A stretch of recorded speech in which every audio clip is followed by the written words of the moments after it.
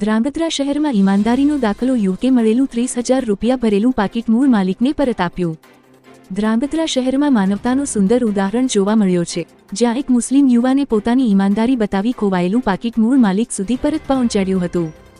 મળતી માહિતી મુજબ શહેરના ક્લબ રોડ વિસ્તારમાં એક વેપારી અનિલભાઈનું આશરે સવારે 9 વાગ્યે પાકીટ ખોવાઈ ગયું હતું। આ પાકીટ ધ્રાંગધ્રા ફુલગલી વિસ્તારમાં રહેતા સોહેલભાઈ સિપાઈને મળ્યું હતું। પાકીટમાં મહત્વના ડોક્યુમેન્ટ્સ સાથે 30,000 રૂપિયા જેટલી રોકડ રકમ પણ હતી। સોહેલભાઈએ કોઈ લાલચ રાખ્યા વગર તરત જ ફરજ પર રહેલા ટ્રાફિક હેડ કોન્સ્ટેબલ મહેન્દ્રસિંહ સોલંકીનો સંપર્ક કર્યો હતો। ત્યારબાદ તેઓ ધ્રાંગધ્રા સિટી પોલીસ સ્ટેશન ખાતે પહોંચ્યા હતા। પોલીસે ડોક્યુમેન્ટ્સની તપાસ કરતા પાકીટ ધ્રાંગધ્રાના એક વેપારી અનિલભાઈનું હોવાનું જાણવા મળ્યું હતું। પોલીસે તરત જ વેપારીને સંપર્ક કરી સિટી પોલીસ સ્ટેશન ખાતે બોલાવ્યો હતો અને સંપૂર્ણ તપાસ બાદ પાકીટમાં રહેલા તમામ ડોક્યુમેન્ટ્સ અને 30,000 રૂપિયાની રકમ સહિત પાકીટ મૂળ માલિકને પરત આપવામાં આવ્યું હતું। આ બનાવે સાબિત કર્યું છે કે આજના સમયમાં પણ ઈમાનદારી અને માનવતા જીવંત છે। સોહેલભાઈ સિપાઈની આ કાર્યશૈલીને સ્થાનિક લોકો દ્વારા વખાણ કરવામાં આવી રહ્યા છે।